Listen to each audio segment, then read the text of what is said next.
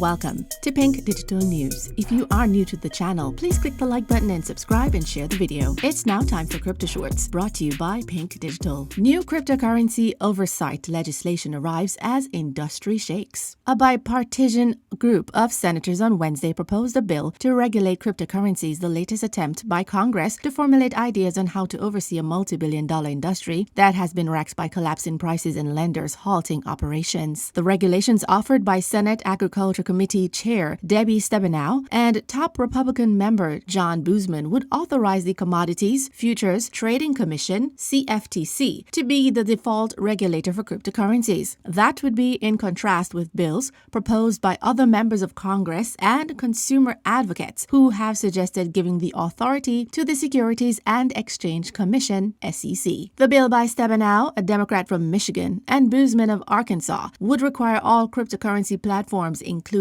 traders, dealers, brokers, and sites that hold crypto for customers to register with the CFTC. Binance owned WazirX under investigation in India over alleged money laundering. The Indian Directorate of Enforcement is investigating WazirX to determine whether it facilitated the laundering of 2,790 crore Indian rupees, which is over $350 million, through its platform, the country's finance minister Pankaj Chaudhary told local media. The exchange, which operates as an independent subsidiary of Binance, allegedly violated the provisions of the Foreign Exchange Management Act 1999 (FEMA) after investigations revealed that crypto assets worth roughly $350 million were remitted to unknown wallets. The regulator is probing WazirX on two crypto-related cases. In one of the cases, WazirX is said to have used the walled infrastructure of Binance to make transactions that were not recorded on the blockchains and were thus cloaked in mystery. Solana Exploit related to imported Slope Finance wallets. Information is finally coming to light as to the origin of the exploit. Slope issued a statement on Wednesday evening advising all wallet owners to move any funds in wallets imported into Slope. The warning expanded on the advice to state that it does not recommend using the same seed phrase on this new wallet that you had on Slope. Phantom, another Solana wallet that many users were using when funds were drained, made a statement identifying complications related to importing accounts to and from Slope Finance. Coinbase exec at heart of insider trading scandal pleads not guilty. Former Coinbase global product manager Ishan Wahi pleaded not guilty to 2 counts of wire fraud conspiracy and 2 counts of wire fraud in a Manhattan federal court on Wednesday. Wahi has been accused by the United States law enforcement and the Securities and Exchange Commission, SEC, of insider trading while at Coinbase. He was arrested in May as he attempted to board a flight to India and was charged in July. Specifically, Wahi has been accused of passing confidential information to his brother Nikhil and friend Samir Ramani regarding cryptocurrencies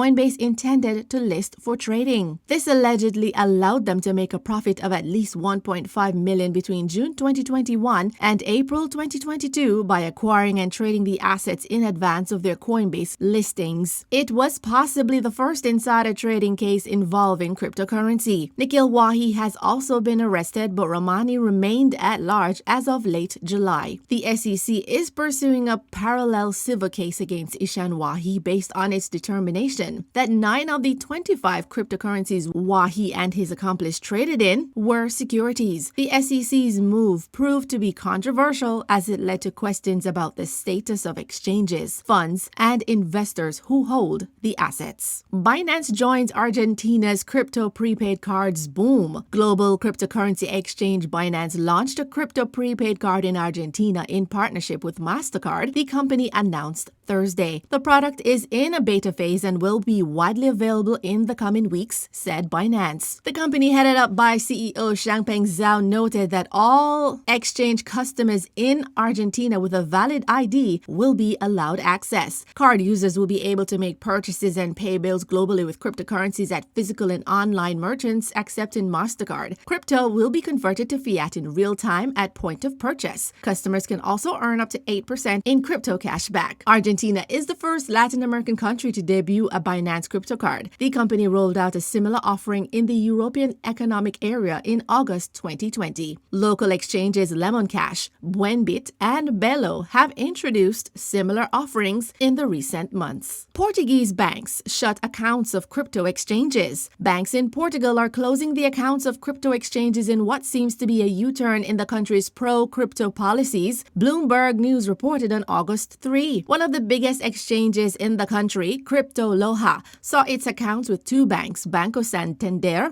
and Banco Comercial Portuguese, closed last week. Before that, other smaller banks in the country had closed the exchange's accounts without explaining the decision. Bloomberg reported that Banco Comercial said it has the duty of notifying authorities about any suspicious transactions, which may lead to the closure and termination of some relationships. However, Crypto Loja's CEO, Pedro Borges, claimed that the firm's operation had followed all the compliance and reporting procedures, making the closure of the accounts suspicious. Borges revealed that the firm has relied on its account outside Portugal to run the exchange. Crypto Loja is the first licensed crypto exchange in Portugal. Japan may see a reduced 20% tax on crypto earnings with new proposal. The Japan Crypto Asset Business Association, JCBA, and the Japan Crypto Asset Exchange Association, JVCEA, the two prominent crypto advocacy groups in Japan, released a tax reform request that calls for lowering taxes for individual investors on crypto earnings. The fiscal 2023 tax reform request addressed key issues that the advocacy groups believe act as hindrances to crypto adoption in the country. The proposal focused on the need for improvement in the individual tax filing environment, the importance of crypto assets in Japan's Web3 strategy, and the comparison with overseas crypto asset tax systems. The proposal calls for a separate 20% tax for individual crypto investors, with provisions to carry forward losses for 3 years from the following year. The proposal also calls for the same tax structure to be applied to the crypto derivatives market. The 20% separate tax on crypto earnings with an exemption on unrealized gains would prove to be a big relief for crypto investors in Japan who currently face taxes of up to 55% on their crypto investments. The tax reform proposal comes just a week after Cointelegraph reported about an internal memo for crypto tax reforms slated to be submitted to Japan's Financial Services Agency, FSA. That's it for Crypto Shorts, brought to you by Pink Digital. Please share your thoughts in the comment section below. Don't forget to like and subscribe for more content. Thank you for tuning in. Pink Digital News